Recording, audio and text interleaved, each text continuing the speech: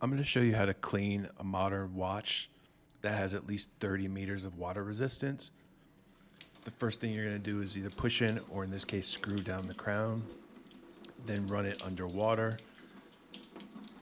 At that point, you're going to then use either dish soap or antibacterial soap, especially if you're in the medical field, and a soft toothbrush, and you're going to lightly scrub the entire exterior of the watch and bracelet. I mean, if you want to get in between the lugs and the end links, then you're going to want to take the bracelet off with either a bracelet removal tool or spring bar pliers in this case.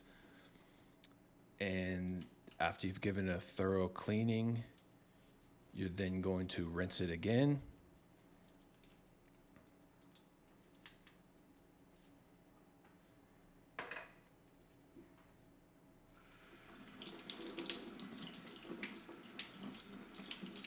And then to dry it off, I prefer either a microfiber cloth, or in this case, I used Viva paper towels. And I also prefer to have a glove on one hand to prevent adding extra, debris or fingerprints to the watch you're trying to clean. From that point, you can use, to prevent water spots, something like a photography dust blower. It's a low pressure way to get any extra water out of the cracks and prevent water spots.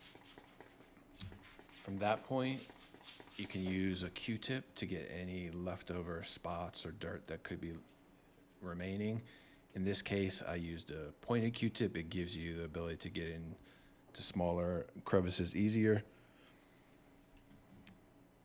And after that, you should have a sparkling clean watch.